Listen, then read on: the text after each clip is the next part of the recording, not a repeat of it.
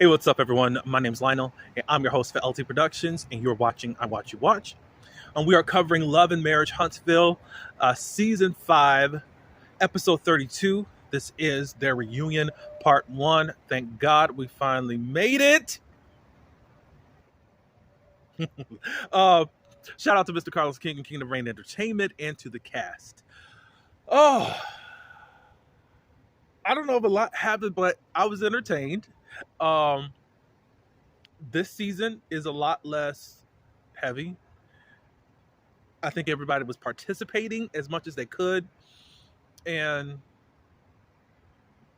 at least you did not have I don't want to say everything was just so exciting and eventful, because I still feel like we haven't gotten to a lot of stuff that I want to hear and talk about. So I appreciate everyone for coming to my channel. Please like this video and also share it. Please also subscribe if you're not a subscriber. Welcome aboard, and also leave your thoughts below. All right, so the fashions for the women thus far, because there's other women that are coming out. I think that Stormy looks the best with her pink that she has on. Kimmy, I would prefer your outfit without the feathers. Marceau and Maurice, I'm not saying you didn't try, but you didn't make it grand. I think the best dressed, or the ones that I liked, are Martell and also Mr. CarlosKing. Carlos was styled down in his red. It was really good. I like the style of Marceau's outfit, even though it's still very tight. He even came in, and I feel like so much stuff was so strategic. He came in with some shorts on and making sure that his bulge was showing. Sorry to be this type of graphic this early in the review, but it's like, okay, you didn't need to show us all that, because we don't care, and we don't care. Marceau and also Tisha decided that they came to play. Was every move right? No, but it kept me entertained. And people can say, "Oh, she had all this energy. She didn't have all this energy during the season." Okay, what's she bringing in at the reunion? And there's not really people that are stopping her from bringing it at the reunion. Just saying. So everyone comes out, blah blah blah blah blah, and Carlos is being messy and asking all the risque questions. Of course, the first thing that's announced is about Melody changing her name. I don't think we've gotten into the section. I don't know if they're going to cover it later, but I mean, we haven't really done her storylines yet. So, of course, Carlos asked, how are you feeling since you're changing your name? And she said that, I'm at peace, I'm happier, and da da da da da. And Martell's making all these faces, and he basically saying, "Oh, she was happy as a Holt." I almost think that at this point, I mean, I don't know.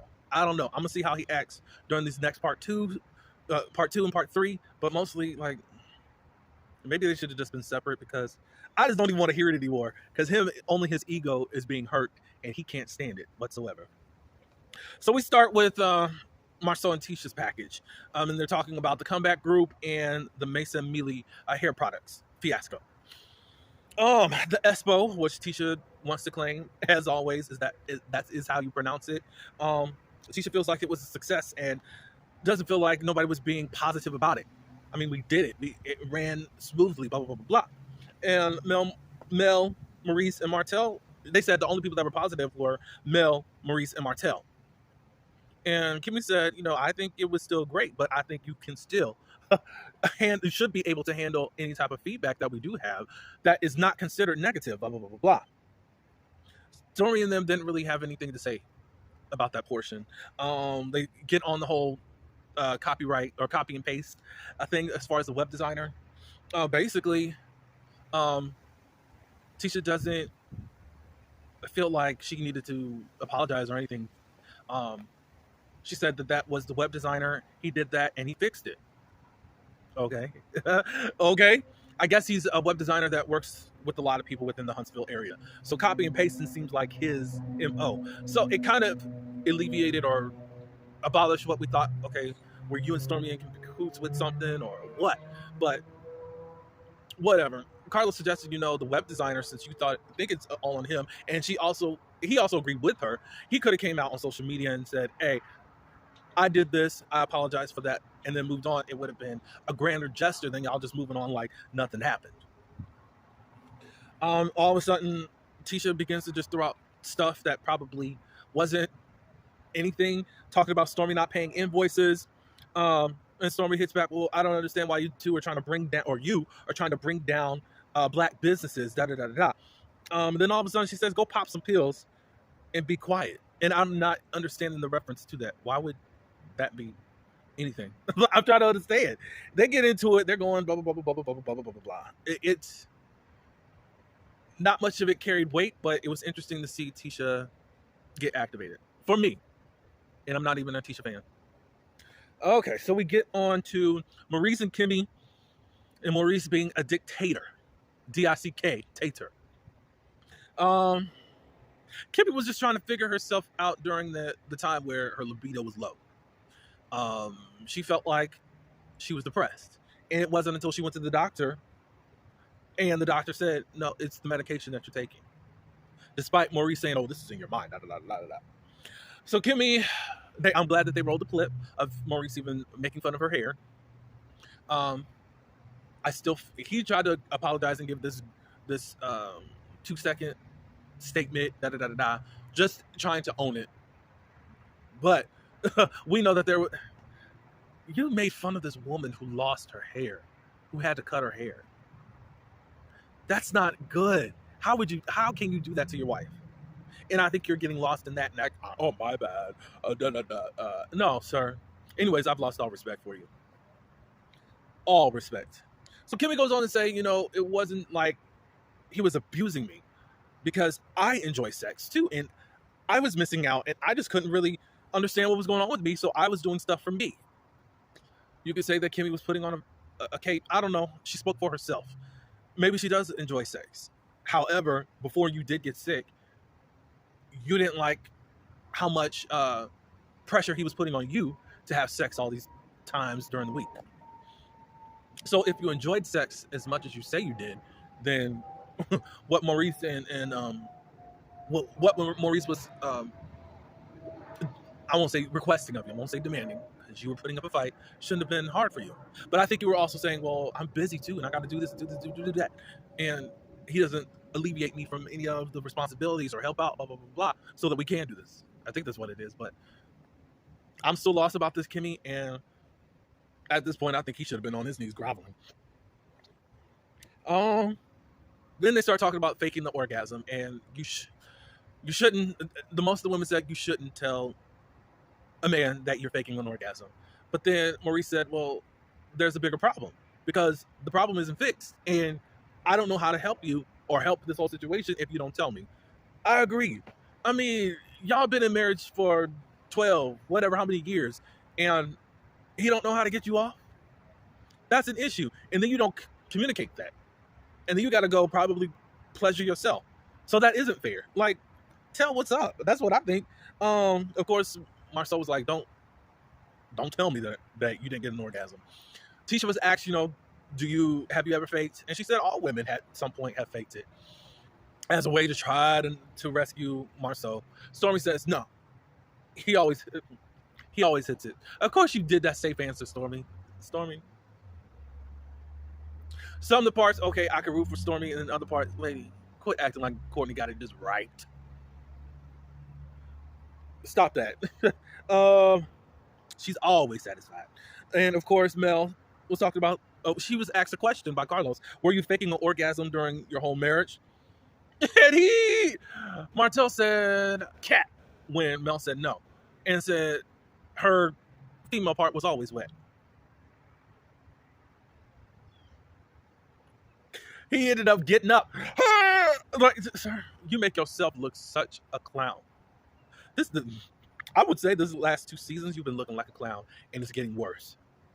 It was lightweight-ish last season, but this season, clown. Clown. So his ego is hurt. So we're done with this whole section, and we're going to go on lunch break. And some of the couples and other castmates are talking with each other. Marcel and Letitia said, Marcel told Letitia, that was too much. And you can't get these folks, you can't get bothered by these folks. And Tisha said, I wasn't bothered by her, but I've been playing nice for all these seasons. And this season, I just don't want to play nice anymore. And of course, Marcel was using an analogy. I forgot what it was because I get sick of him. 90% you're nice, and then 10% you do that. It wasn't really worth it. It was kind of in that kind of context. It's like, whatever. But Tisha's kind of like, F it, and I'm just going to be the way that I am.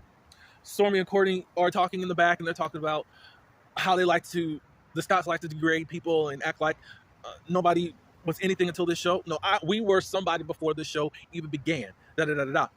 You just became somebody when you got on this show. For me specifically, because I'm not a woman and don't know much of beauty brands, I didn't know you, Stormy or Courtney. I mean, if we're going to talk about it, let's talk about it. Like, I didn't know you. I think your brand was out there and popular. I mean, you've been able to get into retail stores. So that has to count for something. But anyways, Stormy says, I gave you grace. I gave them grace, and now I'm going to give you hell. What I will say about Stormy, I think she wanted to go hood. I think she wanted to cuss them out because Marcel was trying to do things to push her buttons. Courtney's just sitting there. If you could just study how she was and how she actually responded to a lot of answers, she wanted to go there. But she said, let me give you something else. One thing I did not speak about, I think Courtney and Stormy outfit was strategic in a lot of ways. One, to be soft, and also as a power couple, Courtney wanted to present the power company, and also to tell Marcel, great men wear pink. Real men wear pink. That's what it is. And I have nothing against it, and we can work together. Call me soft or whatever, but we're making money. That's what I think. Maurice and Martell, they're talking about the whole orgasm thing. Now, I just can't believe he did that. She did that. La la la la. And Mel is in her room talking about how he gonna tell me how my body actually felt. But this is the thing. People are like, yeah, right. Well, why did she go back to him if he wasn't doing right in bed? To my knowledge, I'm not a woman, but in a lot of cases, women fake it all the time. Women are programmed, you gotta have a man. A lot of people are on women if you don't have an orgasm. Or not an orgasm, if you don't have a man, if you're not married, if you don't have children.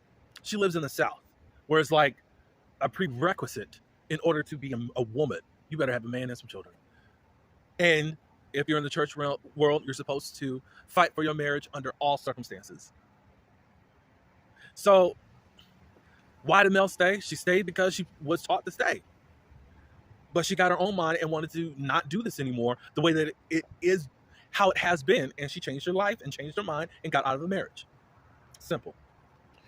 Okay, so they had a segment with the ladies and Marceau.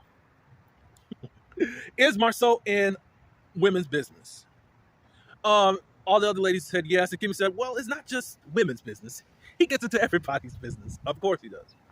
Was Stormy in the right calling you a bitch? Marcel says that I was offended at first, but then I realized that she speaks like that because that's her culture. I said, oh, there you go. And Stormy's like, if you're acting this way, blah, blah, blah, blah, Stassi and all that, if you act like it, then you are one. And that's why I called you one. Tisha, why did you allow Stormy to call your man a bitch? She says, I can't allow anyone to do anything. Stormy is grown. Basically, they're saying, why didn't you check her? But then Tisha tried to turn it around and saying, well, why down a black man? I can't believe that you would do this. Da, da, da, da. And Stormy's like, well, women are down too. Black women are down. Can't argue with that. And Tisha said, I've been worried about Courtney because I'm